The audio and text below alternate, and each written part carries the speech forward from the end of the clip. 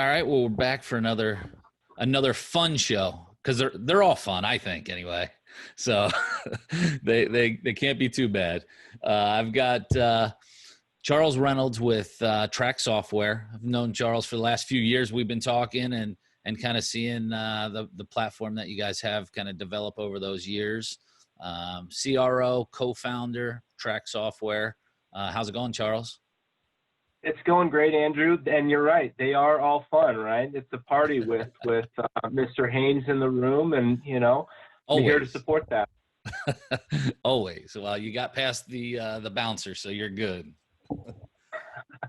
Love it. I always like to kind of start off our show with kind of giving a background of our guests. So everyone out there, maybe people aren't familiar with Charles, can kind of get to know you a little bit. I know you're active on LinkedIn, and there's probably a lot of people that are already using your platform that are listeners. But kind of tell us how you got to where you're at now. Yeah, absolutely, Andrew. First off, thanks. Appreciate hopping on with you. I think this is going to be a lot of fun, and hopefully it's beneficial for folks that are starved for content. So about me, I was a little bit different as a kid in that I loved sports, played everything, but from an early age, I had the business sense kind of honed in that, my first love was actually the Pittsburgh Pirates in the early 90s. And, it's because I love the ride at Disney World, naturally. My dad went on a business trip to Pittsburgh, got me a hat. I love Pirates. So a kind of combination of things got me engaged. And when Barry Bonds left the team, I realized, wow, we didn't have the attendance and the metric to sign him. So I would collect the sports edition of the newspaper back when they had box scores that came out, just to follow not only the stat lines, but also the attendance, thinking like, okay, well, if there are enough fans in Pittsburgh, maybe we'll go get them back and be competitive again. So how old were you at that point? So at this point, my fandom started with T-ball, which is 4 or 5 years old in Omaha, Nebraska. And at this point, this is probably 6 or 7 years old. I want to say I was probably first or second grade. Pretty normal. 6 or 7 year olds looking up attendance. Right? I mean, that's like big deal. Third or fourth grader looking at spray charts and baseball prospectus. So interesting start there for me. So I wanted to play. I thought I could play. My grandpa played football at the University of Maine, and his dream was to come have me play. And I actually had a half scholarship offered and sat down with the coaches. And instead of doing that and becoming an engineer, his kind of path of success, which my sister ended up taking later, I went to Michigan and got involved in the sports scene at Michigan and got my hands in everything I could, which was ABC Sports and ESPN. So former quarterback that got beat out by Chad Henne in Clayton Richard, pretty famous Major League Baseball player after the fact, actually got me in with ESPN. So I was on the sideline for games. They put me up at Michigan State sometimes and in the booth, and got to meet folks like Magic Johnson and the crew of Musburger and Root and folks like that. So that was pretty cool exposure. Did some internships with U of M Sport Marketing, which was like sponsorship activation. Sports Illustrated had an on-campus magazine that I was part of in terms of like a street team and getting the word out on some promotions tied to corporate stuff as well. I was also a student manager for the football team. So had some pretty fun stories with that. I was the practice quarterback for our defensive backs, and had a pretty fun day one day in that I was roping passes that hit them, and it was drop after drop after drop and kind of generating a crowd around me. And I actually had a backup quarterback end up challenging me because I guess the word had gotten out that I had an arm of sorts. So had some fun doing that. Was that your position when you played quarterback? So I played a little bit of quarterback. It was more receiver and safety, although I, can look back and say, you know what, I really should have stepped in back in the day, how different would things have been? Size is a little more comparable to the Baker Mayfields out there. So maybe would have had a little more success there had I not made some different choices, but you live and you learn a little bit. Uh-huh. So, but after college, I thought, wow, I'm friends with a bunch of first round picks. I'm going to get into sports, right? I've got these great internships and everything, but it's never as easy as you think it might be, right? So I realized that I didn't have them signed, so I didn't have an agency route. I had a friend who was doing that, and I was seeing what he was doing. So I ended up actually going out to GameFace. They had a certification program out in Portland, and it was about 2 weeks of training to help folks get into the ticket sales side, where you're kind of doing result-centered selling, relationship-centric, selling, and I ended up selling 4 season tickets for the Kansas City Chiefs as part of that, as we learned the fundamentals, and was the top seller in that group. And took that experience to New Orleans, where I got on for a whopping 17.5 to help build a fan base with the Hornets returning from Oklahoma City post-Katrina 2 years later. So got in at the ground level. We're busting out 130, 140 phone calls a day, trying to take our fan base from maybe 1,000 full season equivalents to what ended up being an NBA record, 11,000 full season equivalents between that season and the next. So we, did some amazing things. There was a promotion in the mix. There was Mark Cuban calling us out on our sales efforts in the mix at one point when we were last in the NBA in attendance. What did he say? He publicly came out and said that, we weren't doing a good job selling, actually, like questioning our abilities. And we had a skeleton staff. We actually lost our director and VP in the mix. So we had a skeleton staff that was just taking small victories and just, getting after it, just developing relationships, getting people onto the escalator. And ultimately, it was so fun this season because not only do we have the All-Star weekend, was sitting courtside for that and had that kind of exposure for the team and everything else, but we actually saw the Mavericks in the playoffs that year. It was the Stop the Flop campaign. We beat them first round, and our fans really gave it to him, just like we did when we had his face on, our shoot for cash dartboard in the sales office there. So that was a fun one. I actually got to catch him on that. I caught Cuban at a conference and said, "Hey, do you remember when you said that?" Calling our efforts out, and he actually owned it, which is pretty awesome. He got a kick out of it. And he said, "Well, how are you doing now down there?" I said, "I can't really speak to that, Mark, a whole lot." But so that was kind of fun little excerpt there. But yeah, it's quite an experience. I got to know some of the brass that helped establish Teambo at the league office of the NBA. Dr. Sutton, Dr. Bernie Mullen, some folks that really I took to as mentors that had established a lot of this best practices, sharing of how to do things, how to get fans engaged, generate revenues, build sustainability, and share like the successful means of what's happening with your peers and cohorts, which really stuck for me. So, became a top producer on that group. I think $2 million in package ticket sales in, a season.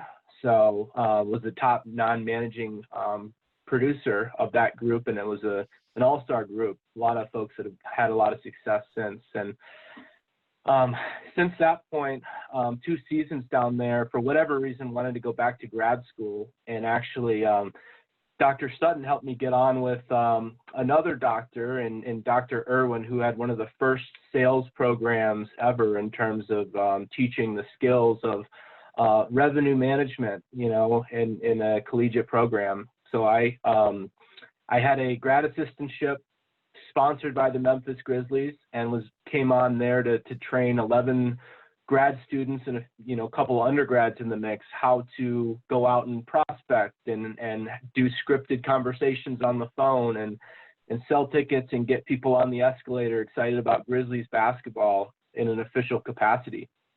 So I was kind of the head of that training program in Memphis for the team.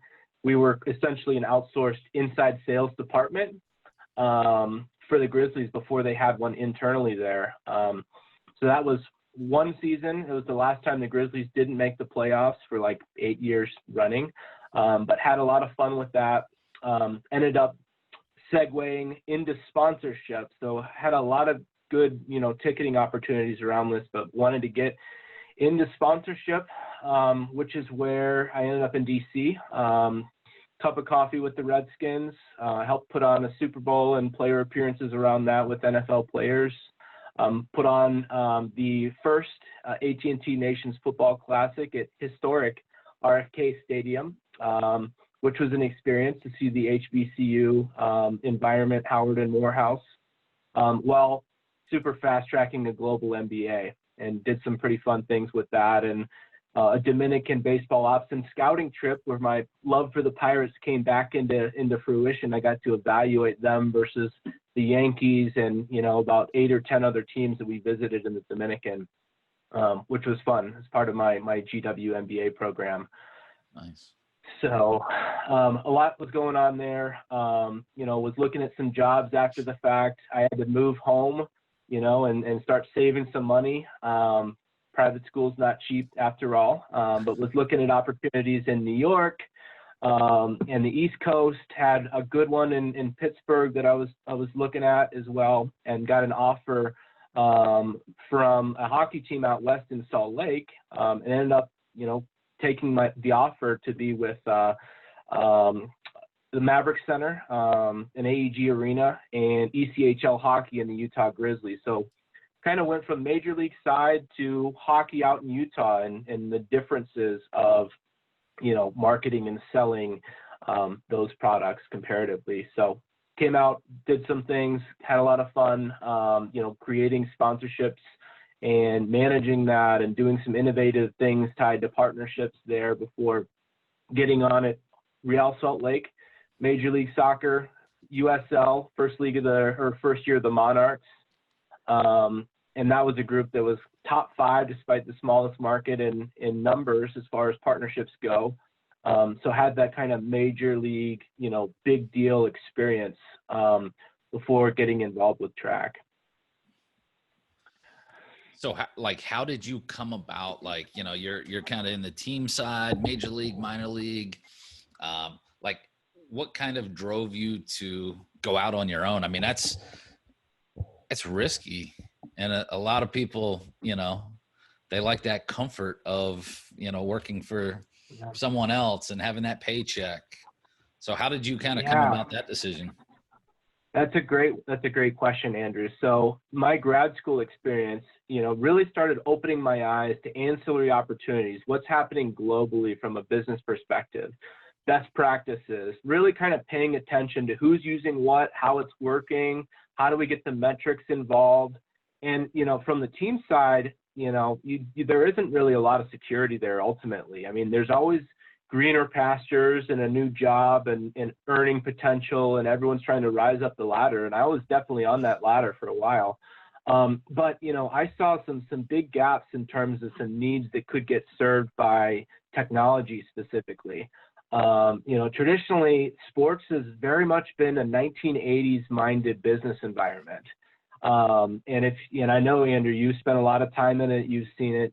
This is probably not news to you, but I saw there is definitely some means to help the industry evolve and help the people involved benefit, right? Personally, career-wise, certainly to benefit their organization and your sponsors as a result of that too. So not easy to step out and start something. And I was, the lead guy, first man in the ring to grow something from the ground up.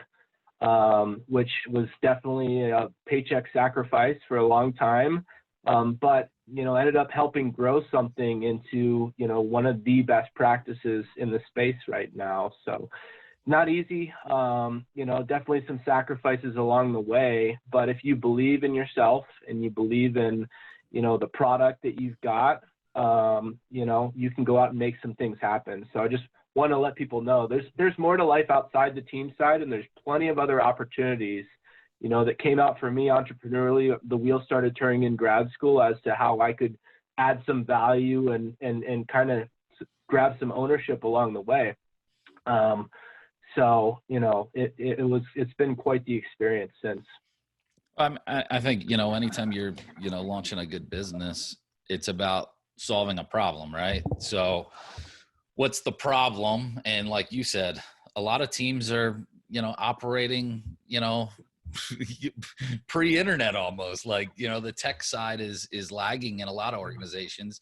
You're starting to see a lot of them coming around, and, there's some great leaders out there on the tech side, but there's still quite a bit that are way behind the times. So, solving a problem is crucial. When you were putting this together, you're co-founder. How many partners, or co-founders are there? Is it just you and somebody else? Yeah, absolutely. So I was technically the fourth co-founder on board with this, and it was pitched to me actually while I was pitching Major League Soccer. And the CEO, Cameron Oliver, actually said, hey, listen, we've got something cool we think going. I've got some wireframes. We've got a couple beta customers, a couple universities, kind of low key underneath the radar, as well as the Utah Jazz. So this was something that I saw like, wow, hold on, let's see. Let me think about this for a second. So I could actually spend less time servicing accounts and deliver a much better experience, not only internally, but externally for partners who are starved for this kind of digital experience today. So that was what was in my mind as kind of the fourth man up, but the first man in the trenches to go out and make it happen. We've since added a few teammates, but super lean team, many of them moonlighting on the side to help grow this. And, it just took a whole lot of knocking on doors. I went back to the Memphis Grizzlies and said, hey, listen, guys, I know this is new and different, but give it a shot. It can do great things, not only for you, your career, but also for the team and put you on the map. Grizzlies took that shot, and come summer at league meetings for the NBA in Vegas, they were on stage presenting as Activation Group Finalists of the Year. So my contact was presenting her plan, which involved us as kind of that central point of operations behind it, that's getting, talked about amongst all of our league peers as to how the Grizzlies can do more with a solution like Trak, formerly Sponsorship Buddy, behind the operations of their sponsorship department. So kind of walk me through what, Trak is like, who is it, geared towards, and just, act like I don't know anything about it. I know what it is, but. Yeah, absolutely. So Trak is a project management service that's been built for our niche, specifically marketers. We know sponsorship so well from all sides of the picture, but if you're in account-based marketing, generally the pains that you've got are, we've got multiple people, everyone's got their own systems, we've got spreadsheets that are constantly outdated, my inbox is exploding. How do I know if I'm getting the value? I got to wait for that end of season recap from the team. What are the metrics? So there's a lot of confusion and chaos that's really involved in that side of things. And we thought that there's a means to simplify it by introducing cloud-based technology that's based specifically on the pains and processes of folks, in the trenches, in the sports and entertainment industry and beyond, of which can help them do their job better, become heroes in the process, and really kind of spread their wings. And by the way, client collaboration is part of it as well. So your clients now have on-demand access to what's happening and when they can play a role in uploading and seeing the results side of it as well. So that was kind of the secret sauce that we had a vision for. As a staff of 2.5 in the college space, I saw, despite a bigger headcount in the pro space, the same pains of like, oh my gosh, how do we get all on the same page and justify things and go from reactive to proactive? So that's kind of the crux of it. So, I mean, it's good for, your partnership marketing team, I've taken it. So to kind of go over, tracking fulfillment, tracking, return, all those metrics. Yeah, absolutely. So basically, depending on your own use case, right? We work with brands, agencies, rights holders, leagues, consultants. Based on your own needs and your own processes, we've kind of created a system to handle all those needs in one place. Certainly, partnership marketing side focused in terms of current deals in play, but we'll play into the pre-sales process a bit. We'll also play into the back end of, all right, now it's time to go and justify all the work we've done here, and the pandemic, as crazy as it's been for everybody in the space, has really emphasized the need for remote collaboration solutions, and cloud-based. Anything cloud-based is as hot as can be right now, and there's reason for that, right? We're all kind of working in our own silos and isolated, and collaboration is really, really key for innovation and progress. And a lot of studies have shown that. So that's kind of what we do. Yeah, and I would think, being cloud-based is, you almost have to be at this level, and especially now with everyone being so scattered out. But I mean, you have agencies in different cities, you have rights holders different places. So, I definitely see that being a must. How has COVID affected your business? Absolutely. It's a great question. So, we are on the forward side of history, right? In that we've had these conversations with folks out there, and they knew the importance of going digital, but it also wasn't the highest thing on their list, right? It's really hard to bring change for folks. But, despite being on the forward side of history and having a digital operations solution, which we know is so valuable based on the clients that are in there and the experiences that they're having right now, no one's got budget, right? No live events. I mean, we've got all the time in the world to plan and train, which has been amazing, right? So that back end training aspect and having devoted attention, which is super hard in the space that we're playing in, knowing like the small windows you typically get, has been a plus. But like everybody else, right? Without play returning, without sponsors that can get in front of fans, with their message, it's super hard for us, as well. But we're trying to be as flexible as possible to meet the needs of the folks out there that are doing this, and certainly the budgets and scenarios. And the benefit is when you have a dynamic solution like Trak, we can help account for everything and justify the work that's getting done and the people that are doing it. It's kind of like a sponsorship insurance mechanism. Of which, when that brand says, hey, listen, my business is getting killed right now, why should I renew? Well, it's never been this easy if you have a Trak subscription to say, well, here's everything we did together, here's the results. By the way, we know your objectives, we know we can hit on them and can justify it. Yeah, I think that's huge. Would you say that are you more heavy on like a certain segment as far as like, a team or property side or agency, or like what's your kind of go-to as far as customer wise? Absolutely. So starting out of the gates, just knowing my background and how immersed I had been consulting with teams, working for teams, knowing the people and the processes in the space, we really, have had a lot of success with teams. I think we've got clients in over 12 different leagues in North America right now, and a growing list, ever growing all the time. So, we know the effect of this as a management platform for them. What's really exciting for us is the clients. So once they introduce clients in the system, clients say, holy cow, how can I get that in my hands, right?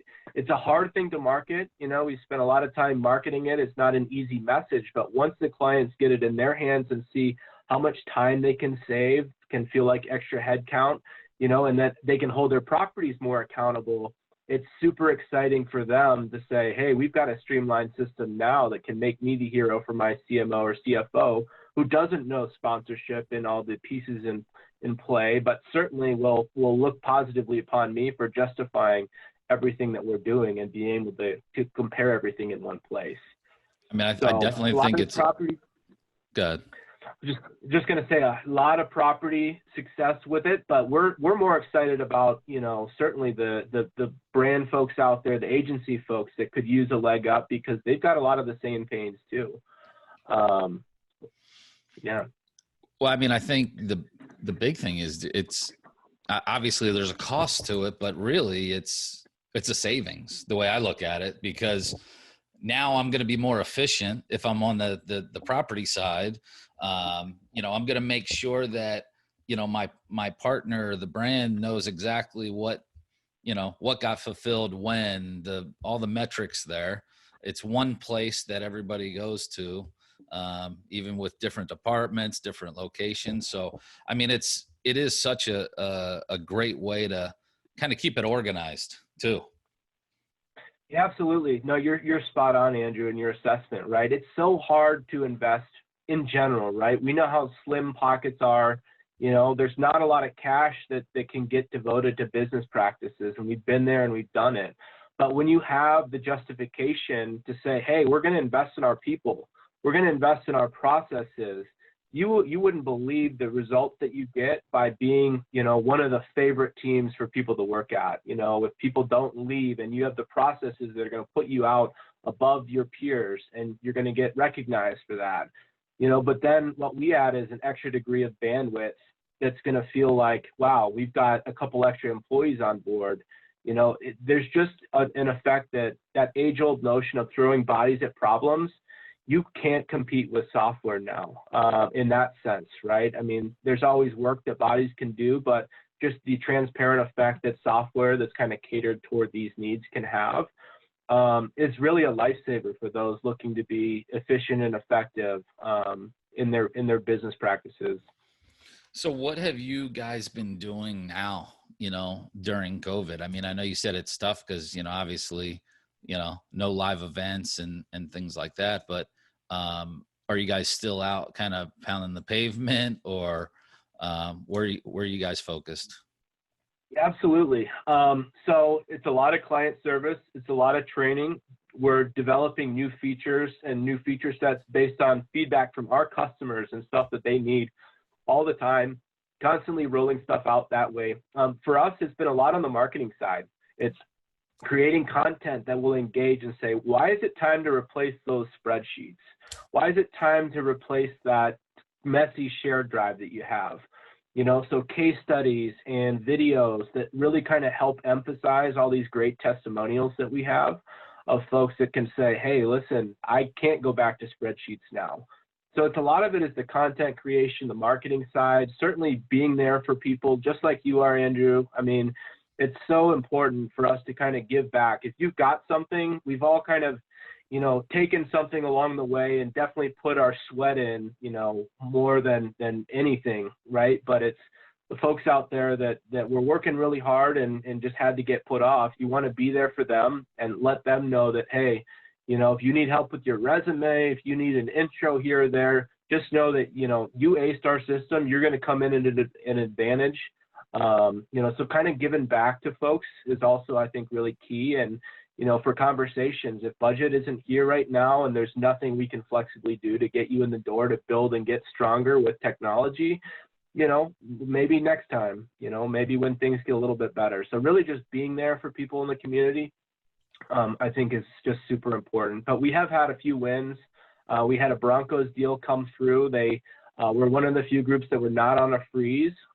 We had a super quick turnaround before the season to implement with them and get their partners in and build an integration to their CRM. And that went just swimmingly well. I mean, we got one of their clients as a result who had thought about this, and this is the icing on the cake for them.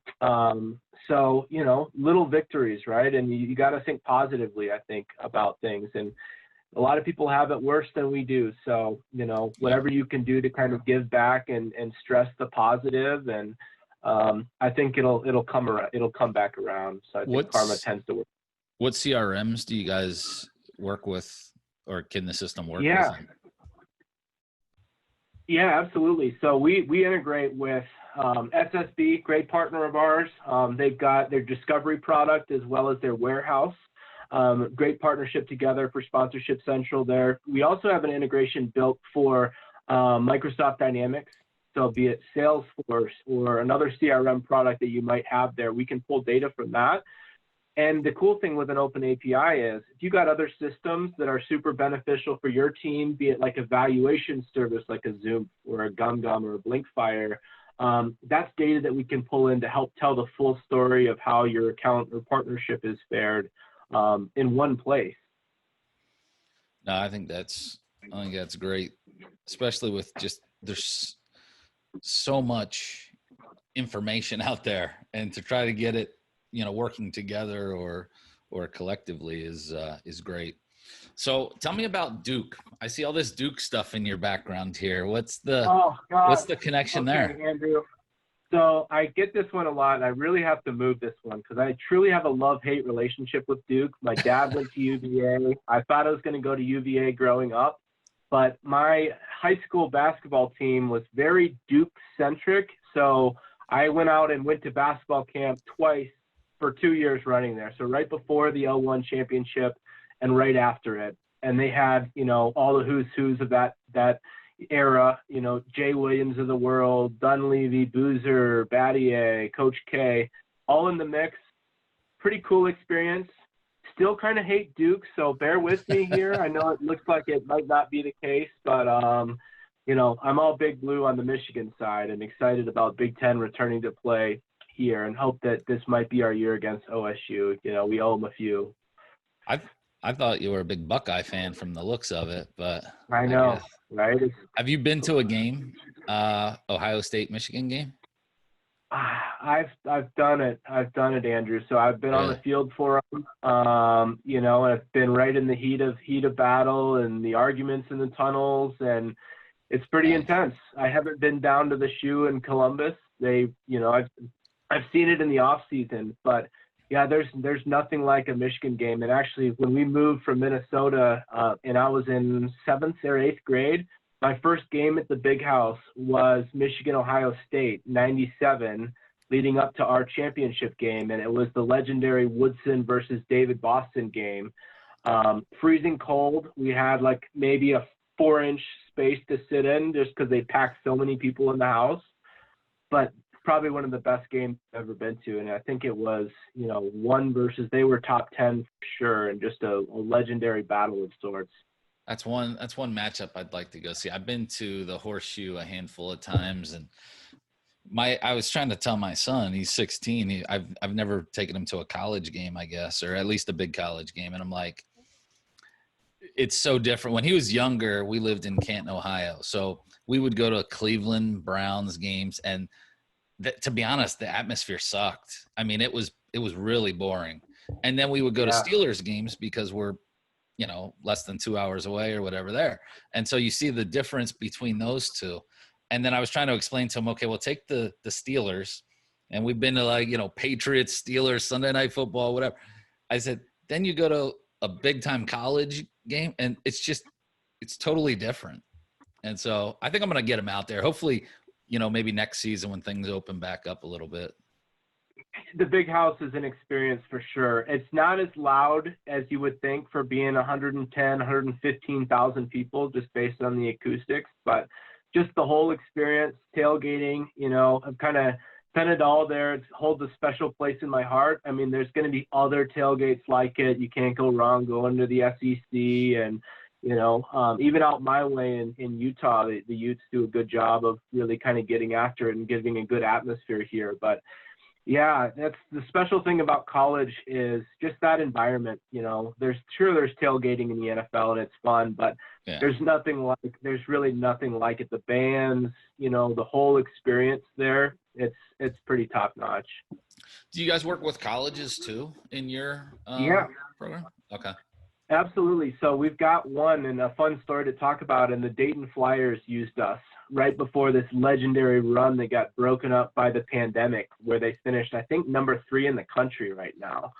So, the pains are there. I mean, the bureaucracy of working with a university, an athletic program, or an MMR, think about the needs for collaboration and streamlined solutions there. I mean, it's a harder nut to crack into, but we've had some tremendous results in working with college clients like Dayton, who just could accomplish so much more and just dig in, have better relationships, and show them that, hey, we're checking off our boxes and doing everything for you, and it's well worth it. So college is definitely a fun area for us to kind of dip into. Yeah, and I'll talk to you offline too, because I'm looking at picking up some more consulting, and it just dawned on me this could be a good platform to potentially look at to manage the different properties that we're going to be selling for, just to make sure we don't drop the ball. There's a big disruption that's happening in the college space right now. I mean, along with the pro space, right? I mean, I feel super bad for our minor league folks out there that, you know, don't have the digital wherewithal or the streaming deal or the rights deal. But, you know, there's going to be a need for solutions, right? There's going to be a need for not only talent, but solutions to help you do more. So, and there's a lot of schools that are coming up on deals saying, hey, can we do this in-house? Or do we lean on some experts or some tools that can help us do more? Because, you know, we all want to see college athletics come back to where it was. You know, I think it gives everybody opportunities to shine and do some amazing things. And, you know, if we don't have that, I think we're going to lose a whole lot of the you know, things we love about college in general in terms of athletics.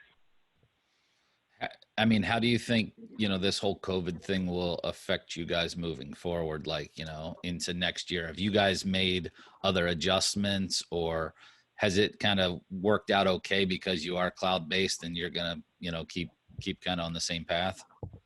Yeah, it's pretty wild. I mean, we have not taken any outside funding for 5 years. It's been a model of discipline, right? And just we think we're going to grit through it. I think we're going to be in position to tell a growth story, which I think is pretty incredible potentially here. We've actually gotten a few verbals in the door. I won't mention them, but you brought up one of them, not to let the cat out of the bag. But, you know, we're going to position ourselves to help, you know, as many folks that are open to being helped as possible, you know, and provide some configurable workflow solutions and just grounds just to do more and have some quality of life, which we know is super important for all of us.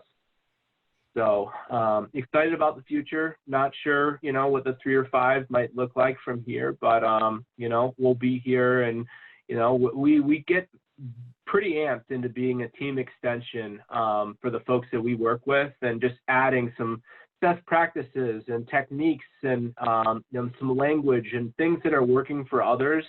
Again, it's kind of that best practice mentality of sharing what you've got, collaborating together, being inclusive, bringing other people into the fold. So we get up on, you know, creating those new hero stories. Yeah, no, I think that's great. And you're good with, I mean, pretty much small to large size organizations. Honestly, we can get you in the door almost at any budget level. So we have the little guy at heart. We were, you know, many of us started as working for the little guys. So we're never going to be at a point where we're going to say, no, you're not big enough to work with us, right? We think we've got a package or solution for everybody that wants to play in the space and do it at a much higher level. Well, Charles, I want to thank you for joining me, man. It's been good chatting with you some more.